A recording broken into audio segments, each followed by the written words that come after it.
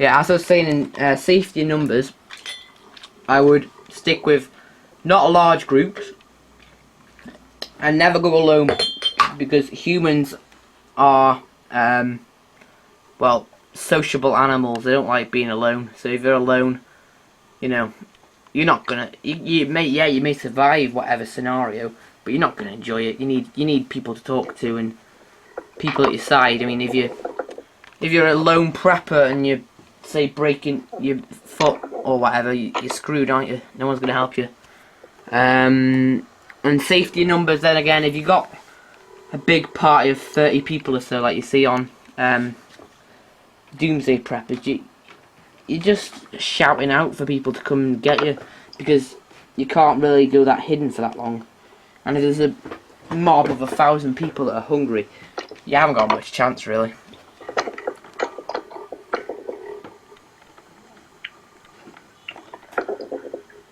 But yeah, just what Ben was saying, totally agree. Yeah, exactly. Yeah, so safety numbers, that's my view on it. Don't be in massive numbers, but don't be alone.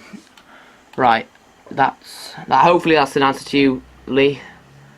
Peter asks another question: how to stay warm, emergency clothing, sharpen and look after tools. Right, so we'll start with how to stay warm. Obviously bring, as I said before, bring the right stuff before you go out on a trek. So if you know you're going to go to a desert, don't pack a giant woolly coat. But then again, it is cold at night, so always think about stuff like that. If you're going to a cold place, don't take one big fleecy coat. Take lots of little layers, because you'll probably be better wearing 50 t-shirts than one giant coat. So just what I'm wearing at the moment really is just a t-shirt, a wool jumper, and then I was outside before, chopping sticks, and then just a green overcoat with a sheep wool lined inside, and that was toasty and warm.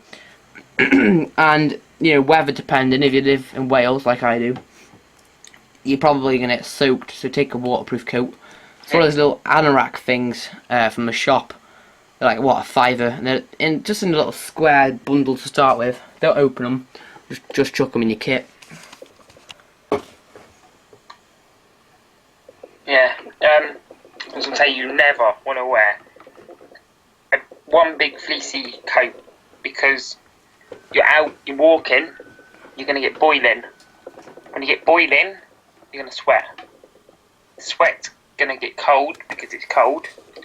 You're going to lose valuable water, so that's another thing. So you get warm, take off a few layers. Don't take off loads because you're going to freeze. But you get cold again when you stop, add more. Yeah. It's simple. Exactly. So yeah. What about waterproofing and staying warm? What would you say about that?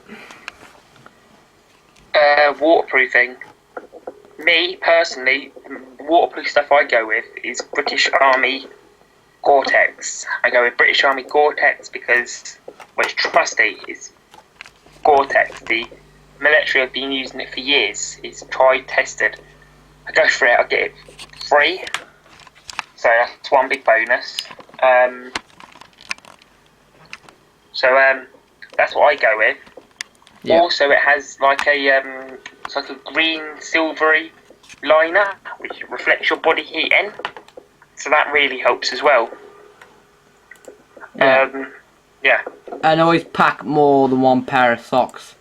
You know, because there's more than one use for socks. You can filter water with them.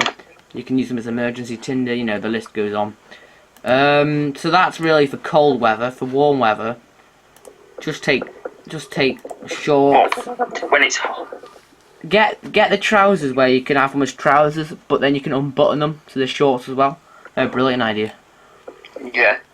Make sure you always try and get, if you're outdoors, if you love the outdoors, you're walking, make sure you get clothing with padded knees, elbows, like stuff where if you're going to be kneeling, it won't wear away. Quick drying, stuff like that. Yeah, and you can get waterproof spray to spray the crap out of your clothes. I mean, yeah, you know. But get the good quality stuff, or your stuff will just freeze up, and it won't, it won't flex as easy. I mean, I'm wearing MTP, and they're waterproof. Them, they can still flex and all that, so they're good. He also asks, I think, how to treat blades and look after them. I'll just double check. Oil. Yeah, as Callum said. Oil your kit. And he says also about emergency clothing. I'll just talk about that quickly. Just take some of those foil blankets